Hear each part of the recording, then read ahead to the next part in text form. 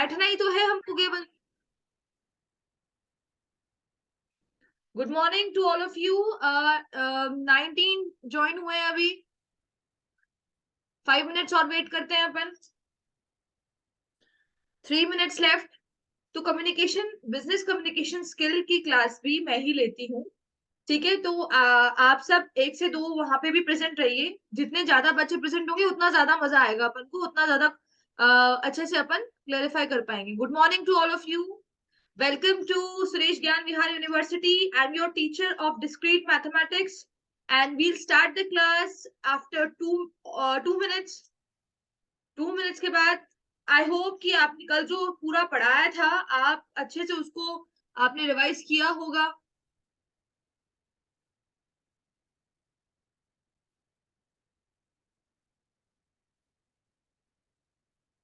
I hope कि जो मैंने कल बहुत सिंपलर सिंपलर चीजें बताई थी आपने उसको सबको एक बार पढ़ा होगा। हम फटाफट से रिवीजन कर लेते हैं, जब तक बच्चे ज्वाइन हो रहे हैं मैं फटाफट से रिवाइज करवा देती हूँ। कि सबसे पहले हमने पढ़ा था कि सेट क्या होता है, तो मैंने बताया था 2 इंपॉर्टेंट पॉइंट कि सेट क्या होता है। मैंने सबसे पहले अपने पेन और पेपर लेके बैठी है।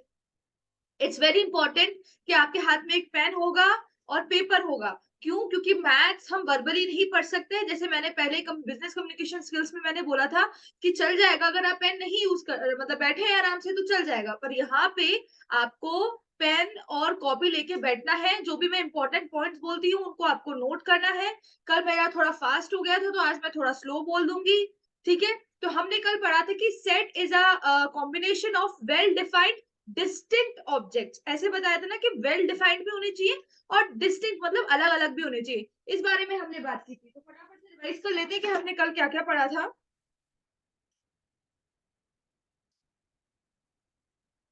ठीक है, उसके बाद हमने पढ़ा था कि उसके बाद हमने पढ़ा था कि सेट को क्यों यूज करते हैं, सेट को प्रोबेबिलिटी के लिए यूज करते हैं। सबसे पहली थ्योरी जो जॉर्ज कैंटू ने दी थी। उसके बाद हमने बहुत सारे सिंबल्स देखे थे कि भाई इसको क्या बोलते हैं, कॉमा को क्या बोलते हैं, कोलन को क्या बोलते हैं। उल्टा जो हम बना रहे थे वी, उल्टा ए बना रहे थे उसको बोलते हैं फॉर ऑल और फॉर एवरी। सी पे हम जो ऐसे लाइन क्लिक कर रहे थे उसको बोल रहे थे हम बिलोंग्स टू। तो ये सारी बातें हमारी चली रही थी। ठीक है, 20 पीपल बहुत सारे बच्चे हैं आपकी क्लास में, फिर भी इतने कम लोग ज्वाइन होते हैं।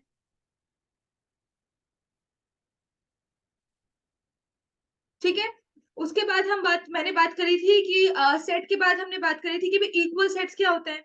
इक्वल सेट की बात की थी कि भाई दो सेट जिसमें अरेंजमेंट से कोई फर्क नहीं पड़ता। अगर दो सेट के अंदर के एलिमेंट्स, सेट में जो भी लिखा जाता है उनको एलिमेंट्स बोलते हैं, ऑब्जेक्ट बोलते हैं या मेंबर बोलते हैं। तो मैंने कहा था कि भाई उस ब्रैकेट के अंदर जो भी एलिमेंट लिखे हुए हो चाहे वो किसी भी सीक्वेंस में हो, अरेंजमेंट ऊपर नीचे कैसे भी हो सब चल जाएगा अपना। तो वो जो नंबर लिखे हुए होते हैं वो नंबर अगर ए में जितने एलिमेंट लिखे हुए हैं और बी में जितने एलिमेंट लिखे हुए हैं अगर वो दोनों एक दूसरे से मैच करते हैं, अरेंजमेंट से कोई फर्क नहीं पड़ता, तब दो सेट इक्वल होंगे।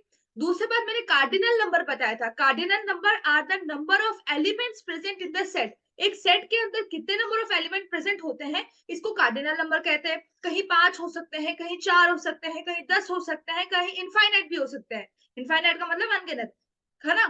तो कार्ड और फिर मैंने बताया था इक्विवेलेंट सेट। इक्विवेलेंट सेट क्या होता है? वो सेट जिसके कार्डिनल नंबर सेम हो। समझ में आ गया था कि वो सेट जिसके कार्डिनल नंबर सेम हो। जैसे कि बोर्ड दिख रहा है, बोर्ड क्लियर है ना आपको सबको? आप मैसेज कर सकते हैं, मैंने सबको म्यूट कर रखा है, मैसेज कर सकते हैं कि बोर्ड तो क्लियर है ना आपको। ठीक है, तो मैंने बताया था, मैं साइड में बता देती हूँ थोड़ा सा। मैंने बताया था कि अगर ए जो सेट है, ए जो सेट है उसमें है 1 2 3 4 नंबर और बी सेट में है 1 2 x y नंबर, तो ये दोनों set are the equal set. ये इक्वल सेट है क्या? नहीं, ये इक्वल सेट नहीं है।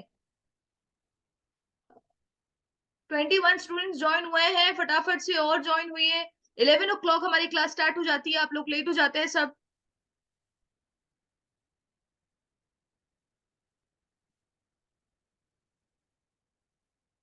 ए में 1 2 3 4 ये एलिमेंट्स है और बी के अंदर 1 2 x y एलिमेंट है।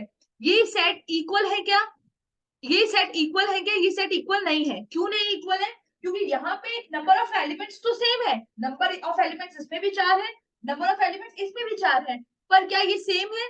ये सेम नहीं है। क्यों? क्योंकि यहाँ पे नंबर ऑफ एलिमेंट्स आइडेंटिकल नहीं है, नंबर ऑफ एलिमेंट्स आइडेंटिकल नहीं है, जैसे 1 2 3 4 है या 1 2 x y है, पर इनका कार्डिनल नंबर सेम है।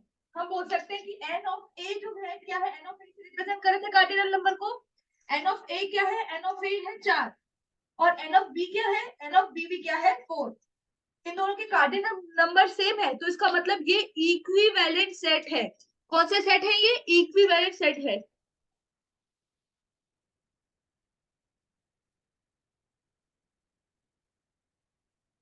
बोर्ड क्लियर नहीं है क्या?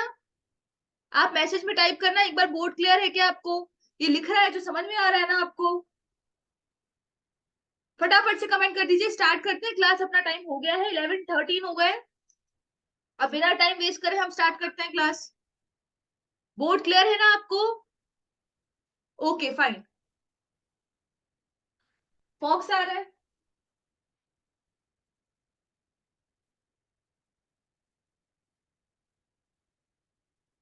अभी अभी क्लियर है बोर्ड?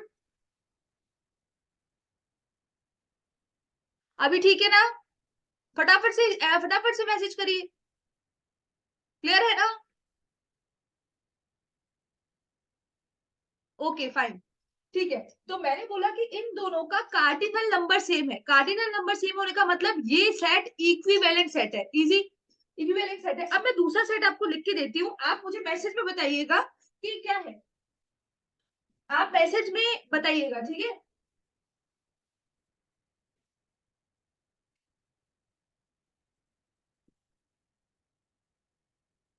ये दोनों सेट क्या है?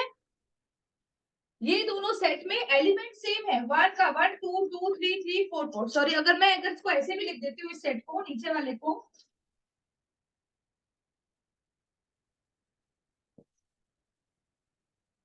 ये सेट दोनों क्या है? इक्वल सेट है। ये दोनों सेट क्या है? इक्वल सेट है। क्यों? क्योंकि इसमें एलिमेंट्स बराबर है। पर मैं आपसे पूछना चाहती हूँ कि क्या ये सेट इक्विवेलेंट सेट है?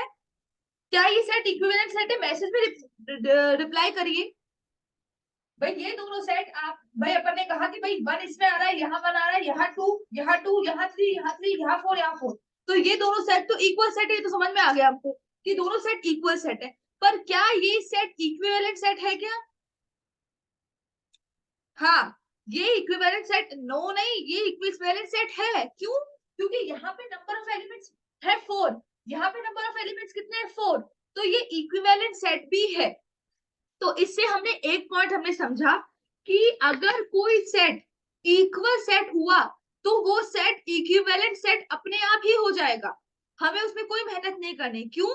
क्योंकि ये सेट इक्वल है, ये सेट इक्वल है, और साथ ही साथ ये सेट इक्विवेलेंट भी हो गया। क्यों? क्योंकि इसमें 4 एलिमेंट, इसमें 4 एलिमेंट। पर अगर कोई सेट इक्विवेलेंट सेट है तो जरूरी नहीं है कि वो सेट इक्वल सेट हो। समझ में आ गया? जैसे कि अगर मैं यहाँ पे इसको हटा के एक्स वाई कर दूं, इन दोनों को हटा के मैं यहाँ पे एक्स वाई कर दूं, एक्स और वाई लिख दूं, तो ये सेट इक्विवेलेंट सेट तो है, क्योंकि नंबर ऑफ एलिमेंट्स इसमें सेम है। नंबर ऑफ एलिमेंट्स इसमें सेम है, तो ये सेट इक्विवेलेंट सेट तो है। पर ये सेट इक्वल सेट नहीं है। तो हमने एक पॉइंट देखा, हमने एक पॉइंट समझा। पहला हमारा पॉइंट क्या था कि अगर कोई सेट इक्वल सेट है तो वो अपने आप इक्विवेलेंट सेट हो जाएगा, और अगर कोई सेट इक्विवेलेंट सेट है तो जरूरी नहीं है कि वो इक्वल सेट होगा। इसे आप अपनी अपनी लैंग्वेज में एक पॉइंट बना के लिख लीजिएगा, ठीक है? अब आगे बढ़ते हैं। मैंने आपको यहाँ पे 4 पॉइंट दे रखे हैं, आप अपनी कॉपी में अपने आप से इन 4 पॉइंट्स के सेट्स बनाइए। पहला जो है वो लिखा है odd natural number less than 10। इसका सेट बनाया अपने अपनी कॉपीज में। आप अपनी अपनी कॉपी में इसका सेट बनाए। देखिए, बैठे मत चाहिए, कॉपी लीजिए और शुरू करिए, क्योंकि आप अगर ये क्लास अच्छे से स्टडी करेंगे ना तो आपको बस 1 घंटा लेने की जरूरत है। इसको ज्यादा अपना टाइम वेस्ट करने की जरूरत नहीं है। छोटा सा सब्जेक्ट है, फटाफट से कंप्लीट कर देंगे इसको अपन। Odd natural number less than 1, less than 10, इसका सेट क्या बनेगा? आप मैसेज में रिप्लाई कर सकते हैं, मैं मैसेजेस भी देख रही हूँ, मैसेज में रिप्लाई कर सकते हैं आप।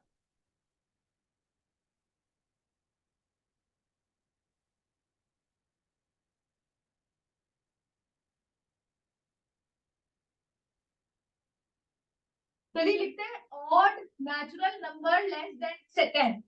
तो हम मानते हैं a बराबर ऑड नेचुरल नंबर क्या होते हैं, जो 1 से शुरू होकर इनफाइनाइट तक जाते हैं, वो होते हैं नेचुरल नंबर। और ऑड नंबर कौन से होते हैं, जो 2 से डिविजिबल नहीं होते हैं। तो कौन से हो गए, 1, 3, 5, 7, 9, ये ऑड नेचुरल नंबर हो गए। क्या आपके लिए भी ये ऑड नेचुरल नंबर है, मेरे लिए भी ऑड नेचुरल नंबर है, तो ये एक सेट है। हाँ ये एक सेट है। क्यों, क्योंकि ये एक वेल डिफाइंड सेट है। अगर आप लिखते हैं तो भी यही सेट बनेगा, मैं लिखती हूं तो भी यही सेट बनेगा। समझ गए। तो ये एक वेल डिफाइंड सेट है और साथ ही साथ इसके सारे नंबर डिफरेंट है, तो ये एक सेट हो गया। वेल डिफाइंड एलिमेंट्स हो गए और डिस्टिंक्ट एलिमेंट्स हो गए, तो ये एक सेट हो गया a बराबर 1 3 5 7 9। इजी। नेक्स्ट लिखा है the reverse of India. India की रिवर्स कौन सी होती है भाई, मान लो मैंने ए बराबर लिखा गंगा, ब्रह्मपुत्र, कावेरी, यमुना और बहुत सारी रिवर्स। तो आपके लिए भी यही रिवर्स होंगी जो मेरे लिए रिवर्स है। ऊपर से बोर्ड क्लियर नहीं दिख रहा है, पर आपको मैं जो लिख रही हूँ वो तो समझ आ रहा होगा ना, मैं जो लिख रही हूँ वो तो समझ आ रहा होगा, मैंने जो लिखा है वो तो समझ आ रहा होगा ना। ऊपर से बोर्ड क्लियर नहीं, पर मैं जो बोल रही हूँ वो तो समझ आ रहा है ना। मैं यहाँ बीच में से लिखने लग जाऊंगी अभी, ठीक है। तो मैं जो बोल रही हूँ वो ध्यान दो आप। तो द रिवर्स ऑफ इंडिया कौन सी हो गई, गंगा हो गई, ब्रह्मपुत्र हो गई, यमुना हो गई और एक्स वाई जेड बहुत सारी। वो रिवर्स मैं जब लिखूंगी तो वो रिवर्स होगी, जब आप वो चीजें लिखेंगे तो वो भी वही रिवर्स होगी। तो ये वेल डिफाइंड है और सारी रिवर्स अलग अलग है, तो ये डिस्टिंक्ट है, तो ये एक सेट हो गया। आया समझ में। थर्ड पॉइंट है वोवल्स इन अल्फाबेट। अल्फाबेट में वोवल्स कौन से होते हैं, ए, ई, आई, ओ, यू। अल्फाबेट में वोवल्स होते हैं ए ई आई ओ यू। ये ए ई आई ओ यू आपके लिए भी वोवल्स वही होंगे, मेरे लिए भी वोवल्स वही होंगे और सारे डिस्टिंक्ट है, तो ये भी एक सेट है। समझ में आ गया। Next point, all beautiful people of India. अब मेरे लिए तो ऐश्वर्या राय ब्यूटीफुल है, दीपिका पादुकोण ब्यूटीफुल है, लिली का फ्लावर ब्यूटीफुल है और ताजमहल ब्यूटीफुल है। तो मैंने अपने हिसाब से 4 चीजें लिख दी। पर क्या मेरी जो चीजें हैं वो आपकी सेम होगी क्या। आपको मान लो सुष्मिता सेन ब्यूटीफुल लगे, आपको मान लो ऐश्वर्या राय ब्यूटीफुल लगे, आपको मान लो यामी गौतम ब्यूटीफुल लगे, आपको मान लो भाई ताजमहल नहीं अच्छा लगता तो आईफल टावर ब्यूटीफुल लगे। मतलब आपके लिए कोई दूसरी चीजें अच्छी ब्यूटीफुल है और मेरे लिए कोई दूसरी चीजें, तो क्या हमारा सेट सेम होगा क्या, नहीं होगा। तो ये सेट ये एलिमेंट्स वेल डिफाइंड नहीं है, क्योंकि आपके लिए कुछ और ब्यूटीफुल है और मेरे लिए कुछ और ब्यूटीफुल है, तो ये सेट वेल डिफाइंड नहीं है। और क्या पता मेरी चीजें आपकी चीजों से कॉमन हो जाए, ये भी हो सकता है।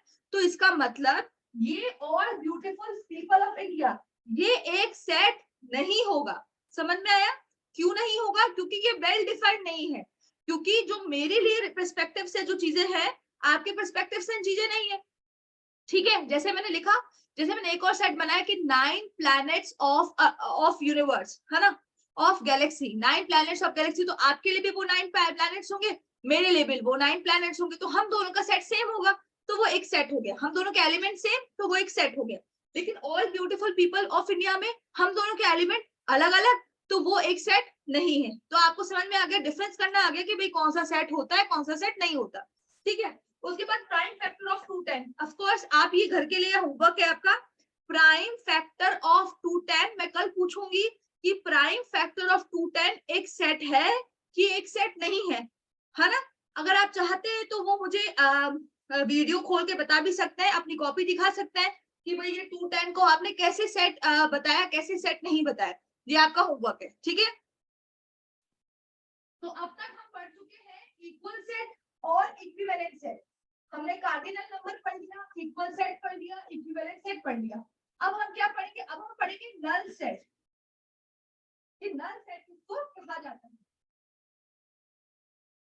अब हम पढ़ेंगे नल सेट, पढ़ेंगे नल सेट। इसको नल सेट को वॉइड सेट भी कहा जाता है। क्या बोला जाता है, वॉइड सेट, या फिर बोला जाता है एम्प्टी सेट।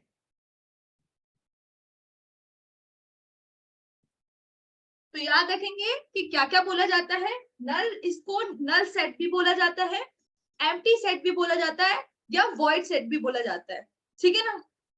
तो हम बोलते हैं कि कोई सा भी आप एग्जांपल ले लो नल सेट का। अच्छा, नल सेट क्या होता है? नल सेट क्या होता है? If the number of elements in the brackets are zero, या if there are no elements in the bracket, या if there are empty elements in the bracket, then it is called null set. जिसको हम किस तरह से define करते हैं? इस तरह से डिफाइन करते हैं, मतलब जब दो ब्रैकेट के अंदर एक भी एलिमेंट नहीं होता है तब उसको नल सेट कहते हैं। क्योंकि कोई लोग क्या सोच रहे होंगे कि यार नल सेट का मतलब होगा ये, ब्रैकेट के अंदर जीरो होगा तो ये नल सेट होगा। नहीं, नल सेट का मतलब क्या होता है? जब ब्रैकेट के अंदर, यहाँ तो एलिमेंट है ना एक, ये तो एक एलिमेंट हो गया। नल सेट क्या होता है? जब ब्रैकेट के अंदर एक भी एलिमेंट नहीं होता है, जब ब्रैकेट के अंदर एक भी एलिमेंट नहीं होता है तो वो क्या होता है? Null set. समझ में आ गया? जब ब्रैकेट के अंदर एक भी एलिमेंट नहीं होता है तो उसको क्या कहा जाता है? Null set. और उसको दिखाने का तरीका क्या होता है? उसको दिखाने का तरीका होता है ये जो मैंने बनाया अभी, ये उसको दिखाने का तरीका इस तरह से होता है, ठीक है, कि अंदर एक भी एलिमेंट नहीं है, अंदर एक भी एलिमेंट नहीं है, तो इसको दिखाने का तरीका ये हो गया। या उसको दिखाने का तरीका दूसरा कौन सा होता है? उसको दिखाने का तरीका होता है दूसरा, इस जीरो को का पेट फाड़ दो, मतलब ये 5, इसको क्या बोलते हैं? 5 बोलते हैं ना, 5। तो एक ये तरीका होता है दिखाने का और एक ये तरीका होता है, ये दोनों रिप्रेजेंट करने के तरीके हैं, ये दोनों नल सेट को रिप्रेजेंट करने के तरीके हैं। और नल सेट का मतलब होता है कि ऐसा सेट जिसके अंदर एम्प्टी एलिमेंट्स हो, जिसके अंदर कोई भी एलिमेंट नहीं है, उसको नल सेट कहा जाता है। आया समझ में? बहुत इजी था। नेक्स्ट हम बात करते हैं फटाफट से।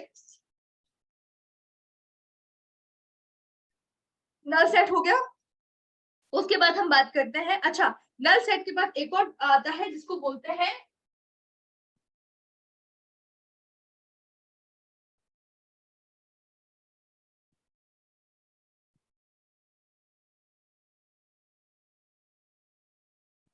Singleton set.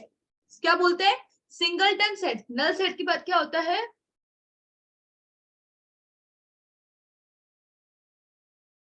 नल सेट के बाद क्या होता है? Singleton set. अब सिंगलटन सेट के नाम से पता चल रहा है कि ऐसा सेट जिसके अंदर केवल एक एलिमेंट ही प्रेजेंट हो, ऐसा सेट जिसके अंदर एक सिंगल एलिमेंट, एक सिंगल ऑब्जेक्ट, एक सिंगल मेंबर प्रेजेंट हो, उसको सिंगलटन सेट कहा जाता है। इजी।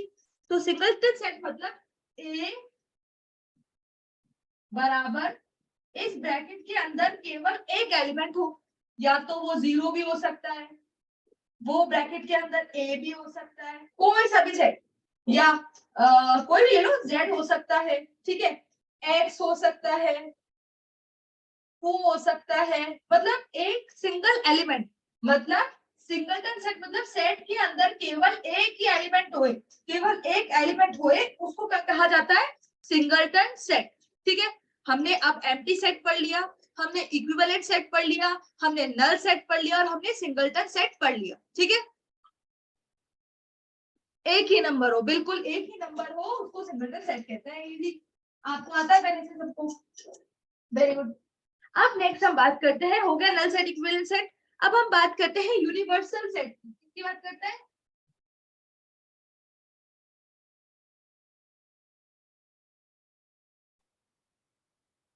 अब यूनिवर्सल सेट क्या होता है भाई?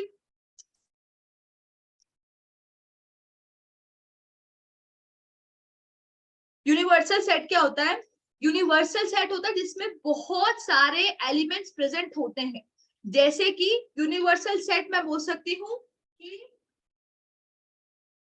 Set of whole number, set of whole number. तो होल नंबर का सेट क्या होगा? a इक्वल्स टू 0 1 2 3 4 5, इनफाइनाइट, बहुत सारा। ऐसे डॉट डॉट से दिख रहा है ना आपको। तो इसको और इसको बट डिफाइन करते हैं यू से। यूनिवर्सल सेट क्या होता है? ऐसा सेट जिसमें बहुत सारे एलिमेंट्स प्रेजेंट हो, जैसे कि set of whole number. Whole number का सेट क्या होगा? u बराबर 0 1 2 3 4 5 से लेके इनफाइनाइट। तो ये एक यूनिवर्सल सेट है, एक यूनिवर्सल सेट है। और दूसरा कोई एग्जांपल लेते हैं यूनिवर्सल सेट का। आप भी एग्जांपल बता सकते हैं, आप जितना इंटरेक्ट करेंगे ना उतना अच्छे से अपनी क्लास होगी, तो आप भी बता सकते हैं एग्जांपल, कोई प्रॉब्लम नहीं। ठीक है, और बता सकते हैं आप, और कुछ बता सकते हैं आप।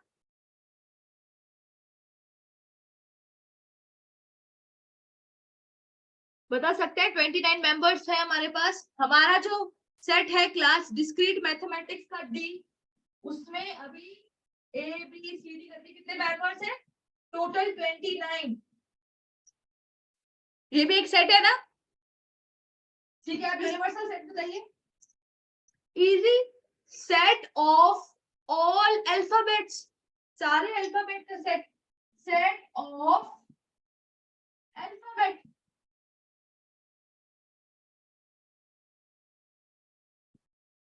Set of alphabet u equals to a b c and so on, इसको एक यूनिवर्सल सेट कहा जाता है। देखिए आपने भी बिल्कुल सही लिखा। किसने लिखा? vivo 1822 ab1, vivo 1820, इन्होंने भी सही लिखा है। u equals to small a b c d e to ab1, एक ही नंबर हो, मतलब कोई सा भी सेट हो जिसमें बहुत सारे नंबर्स हो, ठीक है ना, बहुत सारे एलिमेंट्स हो। एक ऐसा सेट जिसमें बहुत सारे एक ही तरह के एलिमेंट्स हो, जैसे कि हम लिख सकते हैं सेट ऑफ वाइल्ड एनिमल्स, ठीक है, set of natural numbers, set of integers, ठीक है ना, सेट ऑफ रेशनल नंबर्स। तो जिसमें बहुत सारे सेट हो वो हो सकता है, जिसमें बहुत सारे सेट हो उसे यूनिवर्सल सेट कहते हैं। ये भी समझ में आ गया? तो अब तक हमने पढ़ा एम्प्टी सेट पढ़ लिया हमने, अब तक हमने एम्प्टी सेट पढ़ लिया, अब तक हमने इक्वल सेट पढ़ लिया, इक्विवेलेंट सेट पढ़ लिया, नल सेट पढ़ लिया, सिंगलटन सेट पढ़ लिया, यूनिवर्सल सेट पढ़ लिया, ठीक है। अब हम बात करते हैं फाइनाइट सेट। क्या बात करते हैं?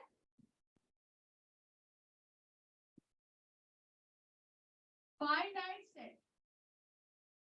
अब फाइनाइट सेट समझ में आ रहा होगा जिसमें नंबर ऑफ एलिमेंट्स लिमिटेड हो, मतलब जिसकी वैल्यू फाइनाइट हो। फाइनाइट का मतलब होता है काउंटेबल। 5 एलिमेंट है, 10 एलिमेंट है, 100 एलिमेंट है, 1000 एलिमेंट है, लाख एलिमेंट है, मतलब हम जो एलिमेंट काउंट कर सके उनको फाइनाइट सेट से डिनोट करते हैं। जो एलिमेंट काउंटेबल हो उनको फाइनाइट सेट से डिनोट करते हैं। जैसे कि मैंने बोल दिया कि सेट ऑफ वोवल्स, वोवल्स ले लिया मैंने, मान लो ए बराबर ए ई आई ओ यू। तो ये क्या है? ये 1 2 3 4 5, आपको पता है इसके अंदर कितने एलिमेंट है?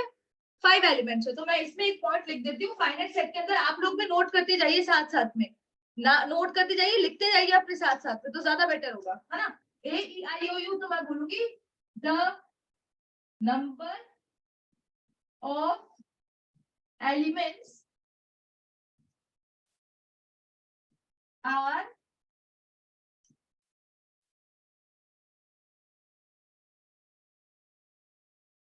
Countable. The number of elements are countable, कि नंबर ऑफ एलिमेंट्स क्या है?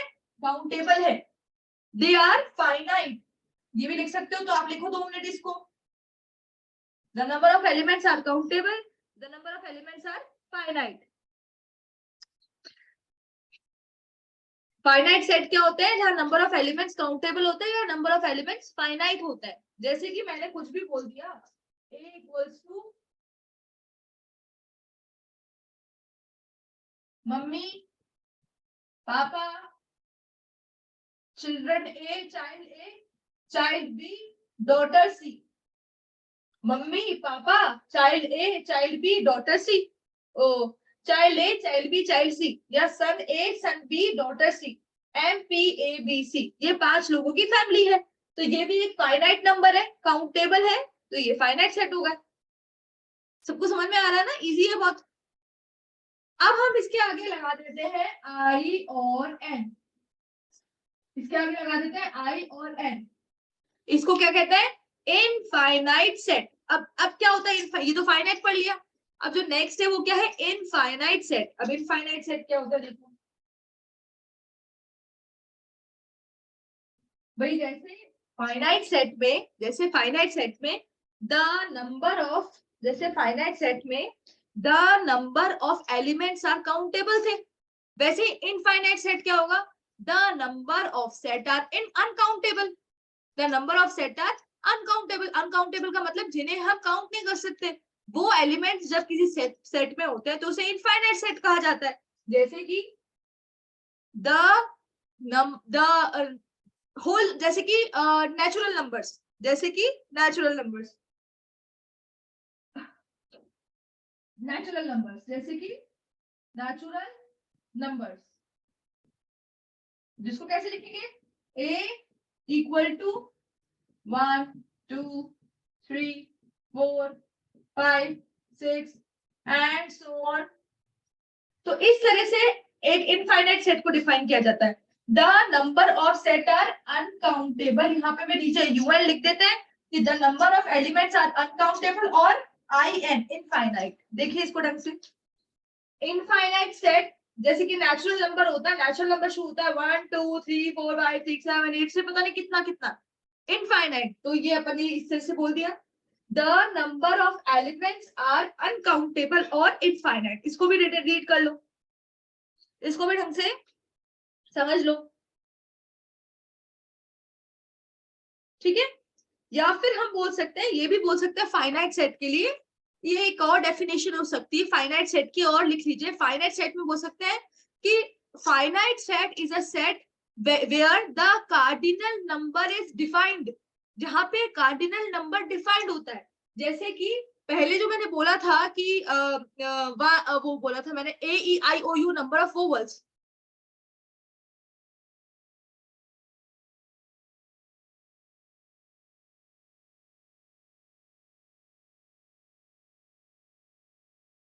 पहले मैंने जो बोला था,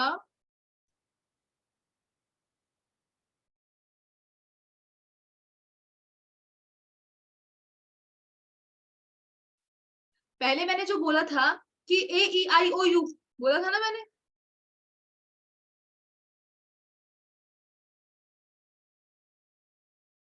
देखिए शुरुआत तो सिंपल ही होगी।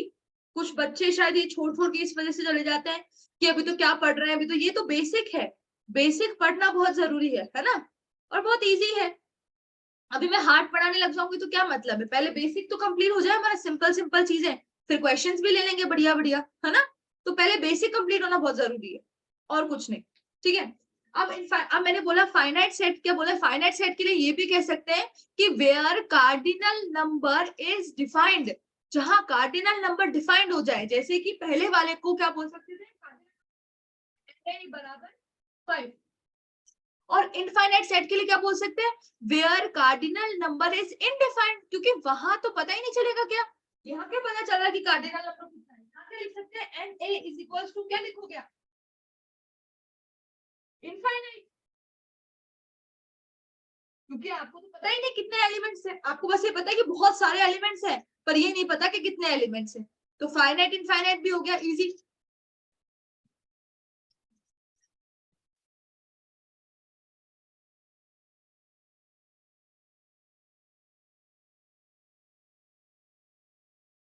ठीक है। अब बात करते हैं हम, हो गया हमारा। अब हम बात करते हैं ओपन एंड क्लोज सेट की, कि ओपन सेट क्या होता है और क्लोज सेट क्या होता है। ओपन और क्लोज सेट की क्या बात करते हैं? ओपन और क्लोज सेट की, कि ओपन सेट किसे कहते हैं और क्लोज सेट किसे कहते हैं, ठीक है ना।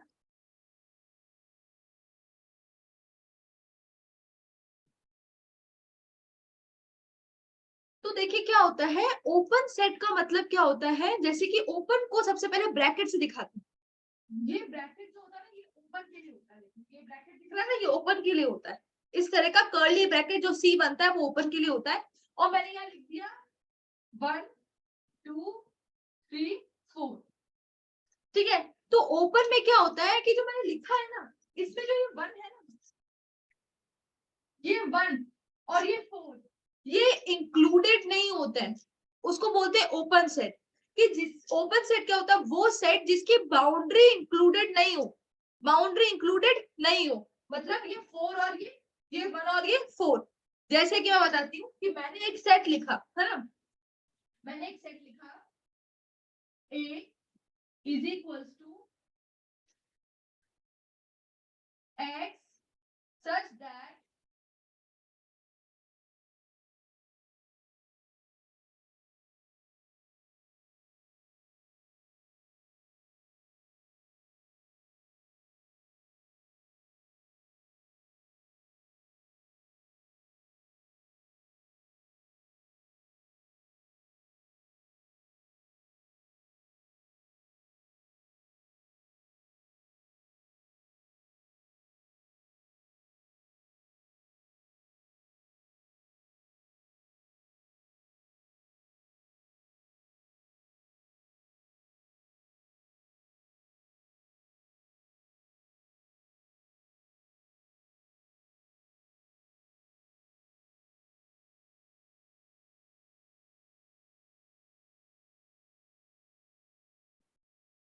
मैंने लिखा A is equals to X such that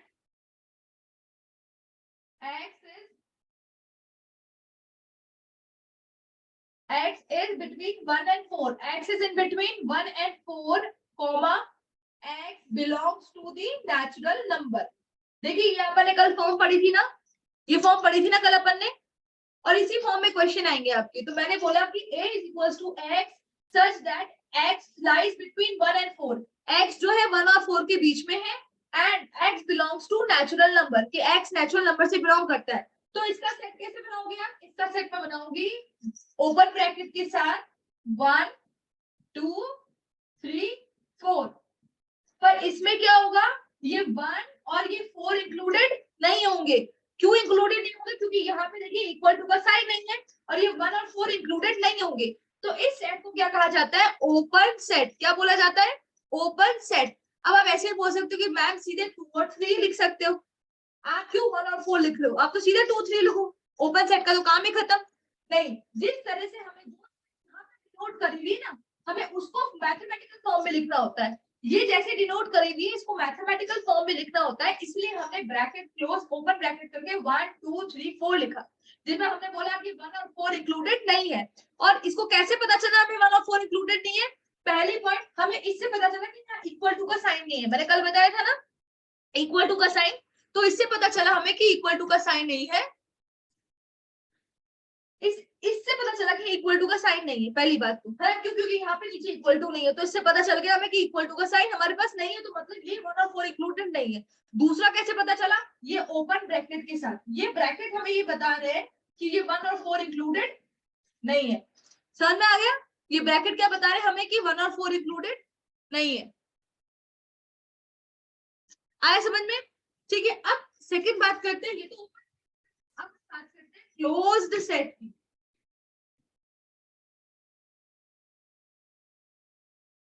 closed set की किसकी बात करते हैं? क्लोज्ड सेट की। अब हमें क्या करना है इसमें? आप मुझे कोई बता सकता है इसमें हम क्या कर सकते हैं? क्या चेंज करूं मैं इस क्लोज सेट में? सिंपल सा चेंज। क्या चेंज होगा? सिंपल सा चेंज।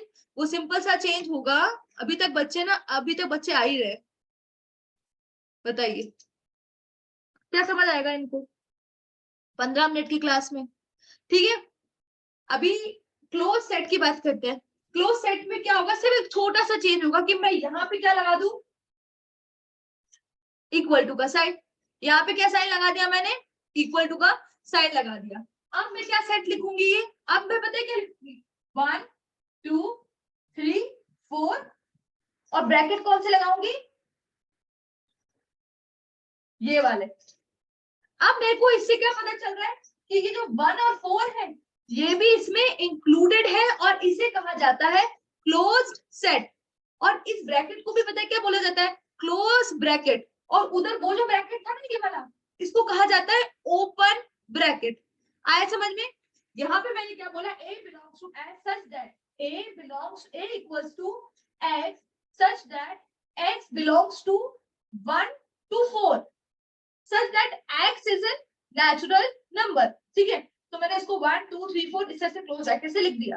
अब हमने बोला कि कैसे पता चला कि 1 और 4 इंक्लूडेड है, कैसे पता चला? पहला पॉइंट हमने देखा ये इक्वल टू का साइन, इस इक्वल टू के साइन से पता चला कि 1 और 4 इंक्लूडेड है। साथ में ये जो क्लोज ब्रैकेट है इससे पता चला कि 1 और 4 इंक्लूडेड है।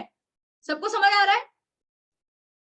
सबको समझ आ रहा है? एक बार मैसेज में यस टाइप करिए या एक बार थम्स अप करिए, मुझे पता तो चले, मैं भी सांस ले लूं थोड़ा, मुझे पता तो चले कि आपको समझ आ रहा है कि नहीं आ रहा है। एक बार आप यस टाइप करिए या मैसेज में थम्स अप टाइप करिए, जो बैठे हैं आराम से। आपको पेन और पेपर लेके बैठना है, मैं जो बता रही हूँ वो सब लिखना है। आ रहा है समझ में? ठीक है, आ रहा है। Yes ma'am, yes ma'am, yes yes, okay fine, ठीक है, समझ आ रहा है? फटाफट। तो हमने कंप्लीट किया इक्वल सेट, हमने कंप्लीट किया इक्विवेलेंट सेट, हमने कंप्लीट किया नल सेट, हमने कंप्लीट किया सिंगलटन सेट, हमने कंप्लीट किया फाइन सेट, हमने फाइनाइट सेट हमने कंप्लीट कर दिया, इनफाइनाइट सेट हमने कंप्लीट कर दिया, क्या बोलते हैं उसको, ये ओपन सेट हमने कंप्लीट कर दिया, क्लोज सेट हमने इतना सारा कंप्लीट कर दिया। ठीक है, अब हमारे पास आता है, अब हम एक छोटी चीज पढ़ेंगे, वो होता है सबसेट। क्या होता है? सबसेट। सबसे ज्यादा जरूरी ये चीज है सबसेट। इसको समझाने के लिए मैंने ये सारी चीजें आपको बताई, मतलब मेन हीरो तो अब आने वाला है। ठीक है, इसको समझाने के लिए मैंने ये सारी बात आपको बताई। क्या होता है सबसेट? अभी देखो कितने बच्चों का आया, ओपन और क्लोज सेट को वापस समझाए। लेट आए क्या आप? मैं चाहती हूँ कि मैसेज में क्राउड हो जाए। मैं चाहती हूँ कि मैसेज में क्राउड हो जाए, मतलब इतने लोग, सब लोग मैसेज करें, क्योंकि मैसेज करेंगे तो मुझे पता चलेगा कि मेरा रिस्पॉन्स क्या हो रहा है, क्योंकि हमारी क्लास तो ऑनलाइन है ना, तो हमें इतना इंटरेक्ट कैसे करेंगे एक दूसरे से। तो मैं चाहती हूँ कि ज्यादा से ज्यादा हो, आप लोग मैसेज करें। मैसेज करोगे तो समझ आएगा मुझे। वैसे 5 मिनट, जब लास्ट 5 मिनट बचेंगे हमारी क्लास के, अभी क्या टाइम हो रहा है?